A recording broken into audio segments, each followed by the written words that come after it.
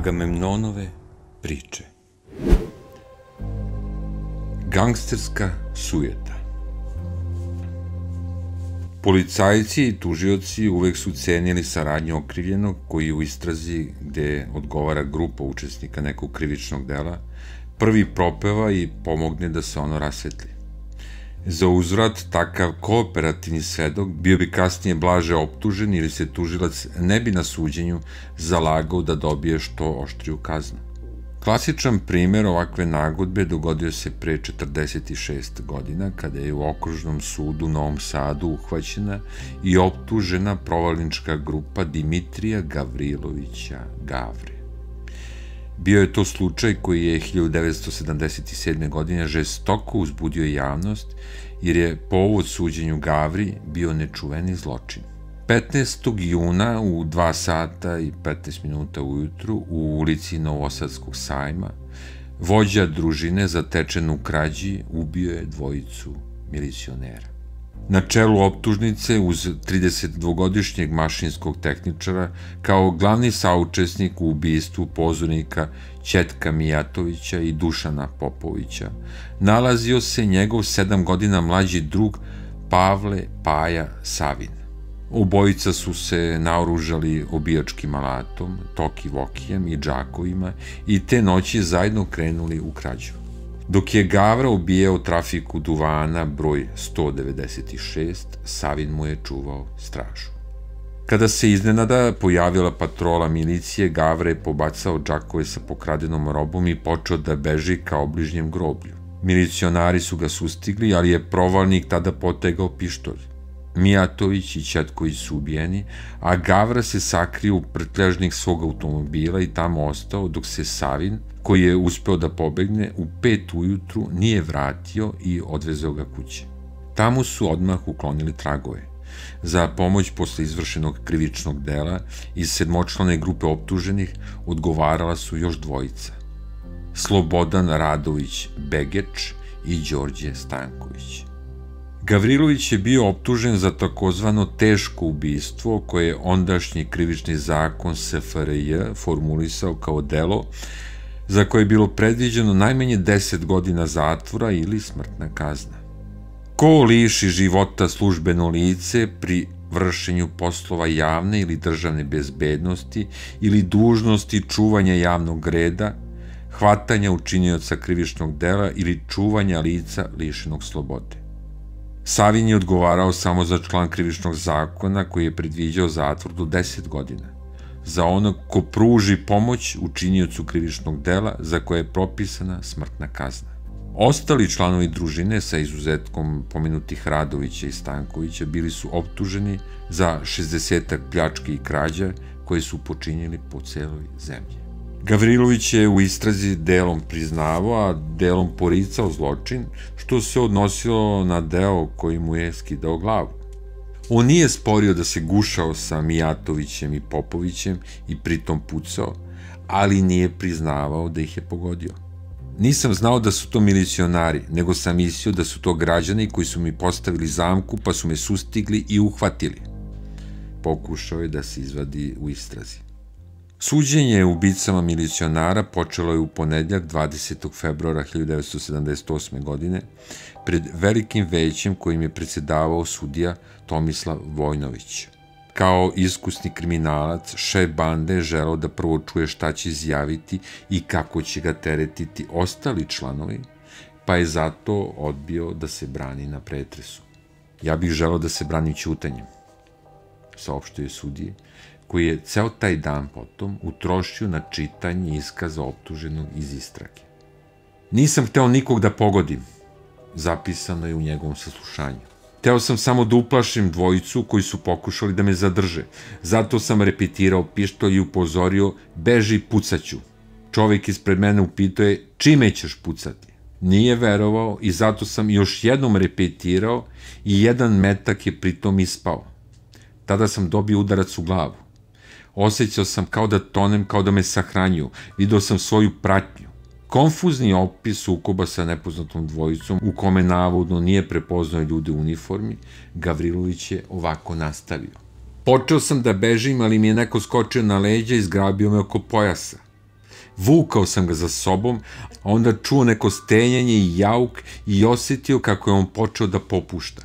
Tada me je neko udario tvrdim predmetom u glavu. Ugledao sam ogromnog čoveka sa pištoljem uperenim u moje grudi. Optuženi na saslušanju u istrazi je opisao da je uspeo da podigne ruku sa oružjem na gore i da je zatim čuo zaglušujući pucaj. Okrenuo sam se i ponovo je opalilo. On je pao napred i ja nazad i to na nešto meko iza sebe, kao telo. Skočio sam i počeo da bežim i video sam pištolj u svojoj ruci. Kraj izjave koju je predsjednik veća tog dana pročitao zvučao je gotovo neverovatno. Posle bekstva u žbunju na groblju, Gavra je navodno shvatio da u rukama umesto jednog ima 2 pištolja, svoju Astru i otetu Beretu, koju je kasnije odneo u Srbobran i bacio u jedan sanduk. Imate li šta da dodate ili primetite? Upitao ga je na kraju sudija. Ne. Ustao je i kratko odgovorio optuženi. Svoj ravnodušni izraz Gavra nije promenio kad se u sudnici pojavio drugooptuženi Pavle Savin, koji je očigledno bio istovremeno i glavni svedok optužbe. Gavru poznajemo od 1968. godine, kada smo pošli u prvu provalu, rekao je Savin. Sve nas je on pojedinačno uvodio u provale i svi smo ga slušali bez pogovora. On je planirao akcije, određivao kuda ćemo, kada ćemo i sa čime ćemo ići i šta ćemo raditi. Mi smo samo izvršavali njegova precizna naređenja, a onaj ko nije imao oružje, dobijao bi ga od njega pre polaska u provale. Da li ste razgovarali o tome kada bi trebalo da ih upotrebite? Upitao je sudija Vojnović. Ne, jer smo preko Toki i Vokija uvijek bili obaveštavani o opasnosti. Osim toga, Gavra je uvijek govorio da pazimo na sebe, a da se za njega ne sekiramo. Mene nikada neće uhvatiti, stalno je ponavljao. Savin je pričao na suđenju kao navijen, ali je trenutak kad je Bos upotrebio oružje 15. jula 1977. morao da opisuje reč po reč. Tako je zahtevao predsjednik suda. Video sam patrolna kola i upozorio zvučnim signalom Gavru na opasnost. Ugledao sam jednog milicionara kako izlazi iz automobila i prilazi vratima trafike. Tog trenutka sam poručio Gavriloviću: frka Murija. To je značilo opasnost milicija. Milicionar se okrenuo, prišao kolima, a kada je iz njih izašao još jedan čovek u uniformi, iskoristio sam trenutak i pobegao. Videli ste da su to bili milicionari, insistirao je sudija. Da, trafika i ulica su bili osvetljeni, potvrdio je Savin, uz dodatak da je dok je trčao čuo 2 pucnja. Tragajući te noći za šefom, koga je ostavio u opasnosti, Savin je objasnio da je promenio sestrini bratov automobil i pred zoru, kada je racija bila završena, neopaženo je došao do Gavrinih kola kojima su pošli u provalu. U prtljažniku je šćućuren sa 2 pištolja u rukama čekao Gavra. Prvo pitanje, seća se njegov drug, bilo je: jesu li gotovi? Čujem, drugar, da jesu, tvrdio je da mu je odgovorio Savin. Onda mi je naredio da ga vozim kući. Rekao je: krvav sam. Kod kuće sam ga upitao da li je baš morao da puca, a on je odgovorio: bolje ja njih nego oni mene. Za Savinom su sudnicom prodefilovali ostali optuženi, a kada je sudija Vojnović počeo da ispituje svedoke, ustao je Gavrilovićev branilac Milan Vujin i obavestio predsjednika veća da optuženi moli za reč. Predsjednik veća je izdiktirao u zapisnik da se dokazni postupak prekida, saslušanje svedoka odlaže i počinje ispitivanje optuženog. Bivši šef bande pričao je o dogovoru, pripremama i provaljivanjima, kao što bi neki zanatlija govorio o svom poslu. Bilo je očigledno da nije mnogo cenio Savina u ubijačkom poslu, a pritom je vrlo vešto pleo mrežu da ga uvuče u ubistvo milicionara. Savin i ja smo uvek nosili pištolje, a pa je nosio revolver i kada je išao u džepne krađe. Pištolji su nam služili da zaplašimo ako nas neko zatekne u krađi. Repetirao bih i osoba bi se uvek udaljavala. Nikada nisam pucao, ali smo ih nosili i da pucamo.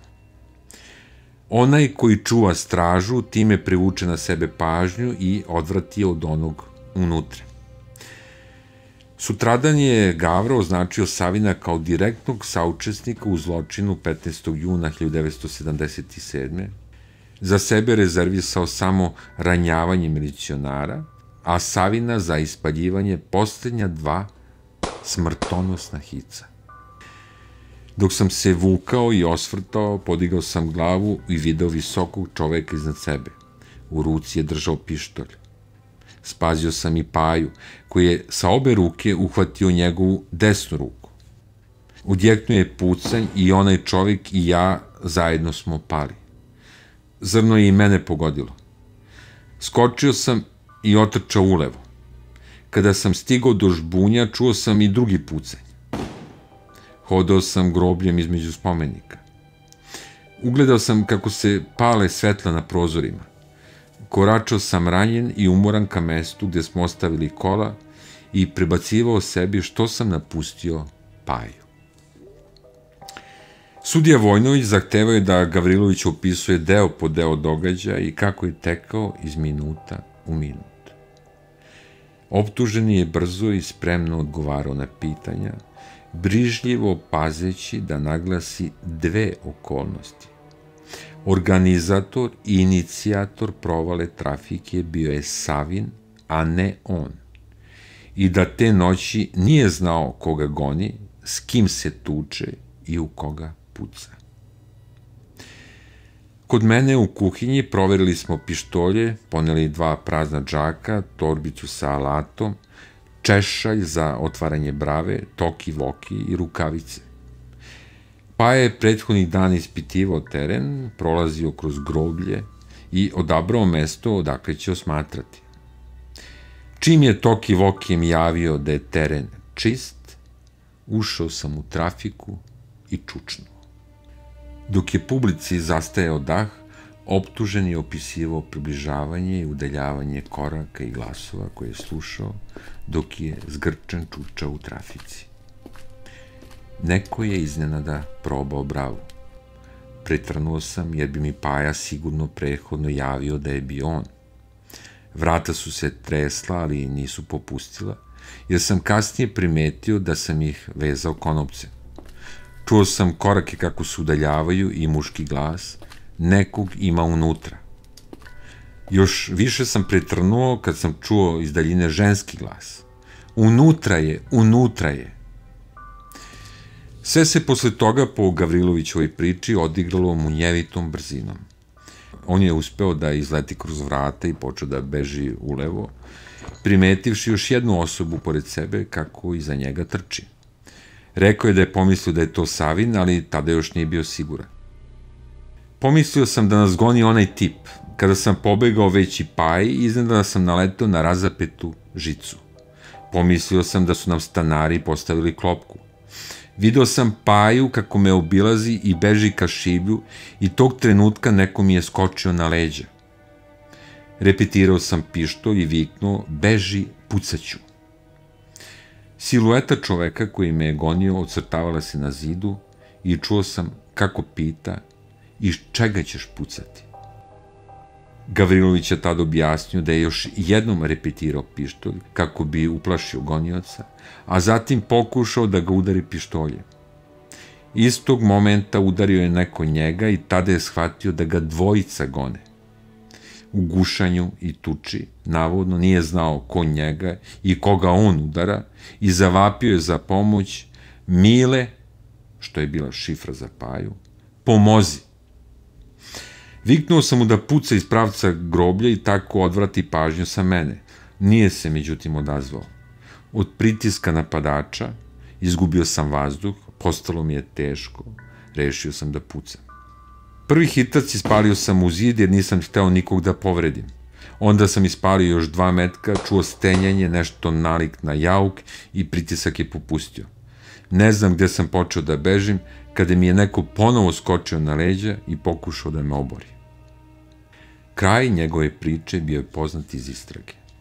On je uspeo da dođe do kola koje su ostavili u sporednoj ulici.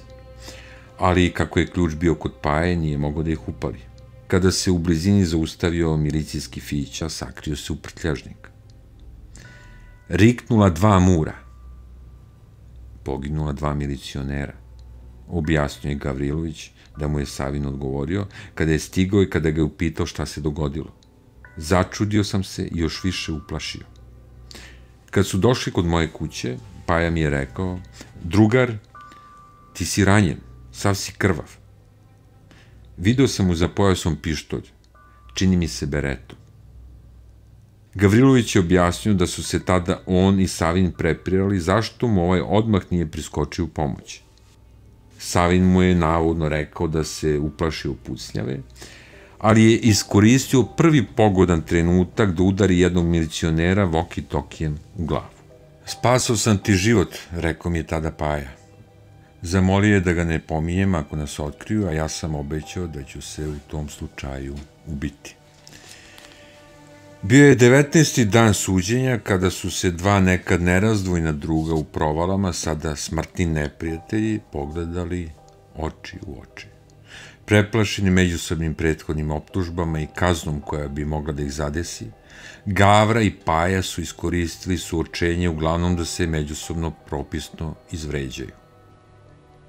Sudija Vojnović dozvolio je da prvi i drugi optuženi izmenjaju još nekoliko rečenica kako bi sud stekao što neposredniji utisak kome više verovati ili ne. Dvojica iskusnih kriminalaca nisu se međutim zbunila i svako je ostao pri svome. Savin je tada odmahnuo rukama i nasmejao se na sve Gavrilovićeve tvrdnje da je on, Paja, oteo milicionaru pištolj, repetirao i pucao. Gde sam ja tada bio, čoveče? Sasvim na drugom mestu. Čak u Jodnoj banji. Jodno kupatilo nekoliko stotina metara od provaljene trafike. Onda si sigurno išao na mlazni pogon. Ništa ti, kako sada vidim, onda nisi radio. Ni krao, ni obijao, ni pucao. Između 2 neistine umetali su se priče dvojice svedoka, očevidaca zločina u 2:15 ujutru. Gavri je odgovarala priča Marije Balint, stanara u prizemlju zgrade i najbliže osobe mestu događaja, koja je pred sudom ponovila samo ono što je rekla u istrazi, da je 15. juna prošle godine, posle provale trafike, videla 2 čoveka kako beže i dvojicu kako ih jure, i to pre nego što su odjeknula najpre 3, a potom još 2 hica. Marija je bila srčani bolesnik koju je te noći probudio napad žuči i opisala je šta je videla sa svog prozora. Spazila sam dvojicu kako su bežali, dvojicu koji su ih jurili. Povikala sam što mi gaze baštu. Levi gonioc se uspeo da uhvati jednog begunca. Drugi begunac priskočio mu je tada u pomoć, a zatim se u tuču umešao i drugi gonilac. Čula sam kako se udaraju. Ova sredovečna žena tvrdila je kako je čula i glasove koji su se gušali. Jedan je vikao iz mraka: ubiću te, a drugi je 2 puta ponovio: Mile, nemoj. Onda je odjeknuo pucanje. Legla sam uplašena da zaštitim unuče, a ćerka je zatvorila prozor da neko ne uskoči u stan preko terase. Marija je objasnila da je najpre čula 3, a potom još 2 pucanja. Pre njih čula je kako neko viče u pomoć. Opišite kako su ta 4 trčala, zamolio je sudija Vojnović. Prva dvojica jedan pored drugog na rastojanju od 2 koraka. Jedan je bežao ivicom, a drugi više sredinom bašte. Druga dvojica koji su ih gonili bili su 2-3 koraka iza njih. Prvi je uspeo da rukama uhvati levog begunca, a onaj pored njega priskočio u pomoć.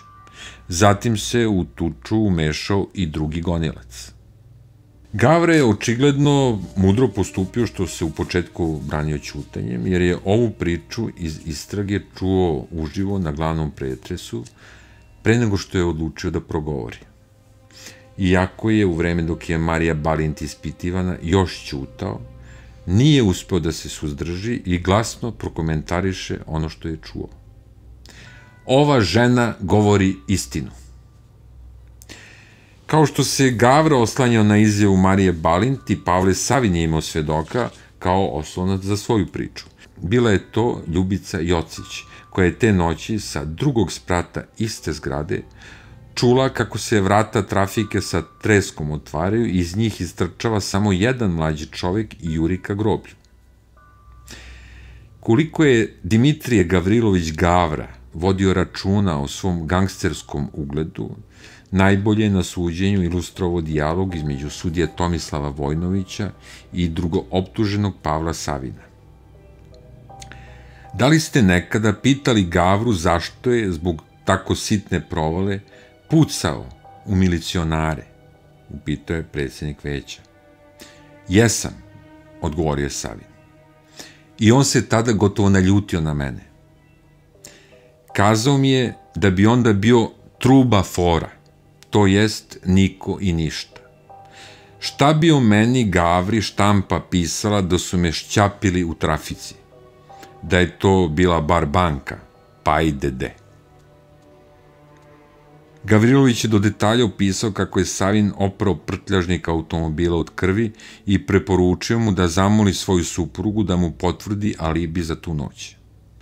Objasnio je i kako je pištolj Beretu, otet od milicionara, nedelju dana držao kod kuće u špajzu. A kad je Savin uhapšen, odneo ga je u Srbobran i stavio u jedno poštansko sanduče, gde je ovaj i pronađen. Nismo hteli da bacimo pištolj, jer smo želeli da se utvrdi da je i milicionar pucao. Presuda Gavriloviću izrečena je 20. aprila u 13 sati. Gavrilović je zbog dvostrukog ubistva osuđen na smrt streljanjem, a Savin na 15 godina zatvora. Samo za pomaganje posle zločina i za provale i krađe. Sudija Vojnović objasnio je zašto veće smatra da je Gavra jedini ubica koji je spalio 2 hica Popoviću u grudi i stomak i Mijatoviću u ruku. Našli smo se pred zadatkom da ustanovimo koje dvojici milicionara potom ispali još 2 hica u glave. Razmatrajući ono što je Gavrilović govorio u istrazi i ovde na suđenju, zaključili smo da je to nesumnjivo on, prvenstveno na osnovu mišljenja veštaka za balistiku, ali i na osnovu drugih dokaza. Sudija je naglasio da je Gavrilović oteo Popoviću pištolj marke Beretta, iz kojeg je spalio smrtonosne metke, jer se u međuvremenu zaglavio metak u njegovoj astri. Postavlja se pitanje kako je jedan Gavrilović mogao u borbi da savlada dvojicu čuvara reda, nastavio je predsjednik veća. Nažalost, to se dogodilo, jer je prvi milicionar koji ga je stigao, Mijatović, bio nenaoružan. Prvo je onesposobio njega, a zatim pucao u Popovića. Odbacujući odbranu optuženog kako nije znao niti video u koga puca, sudija je istakao da je Gavrilović pri izlasku iz trafike morao da spazi čoveka u uniformi, jer su ga uočili i svedoci sa znatno veće udaljenosti. Savin ga je osim toga upozorio da je naišla milicija pre nego što je pobegao. Veliki deo izlaganja sudija Vojnović posvetio je razlozima zbog kojih je sud poverovao u Savinovu priču. Njegov iskaz je logičan i ubedljiv. Savina niko nije video da pretrčava ulicu, a to je morao da učini, ako je tačno ono što tvrdi Gavrilović. Savin je u istrazi ispričao da je bežeći naišao na milicijsku fiću, koji je zaista prvi i stigao na mesto događaja. Osim toga, neverovatno je da bi se on šetao te cele noći sa pištoljem o pojasu po Novom Sadu i u jeku racije.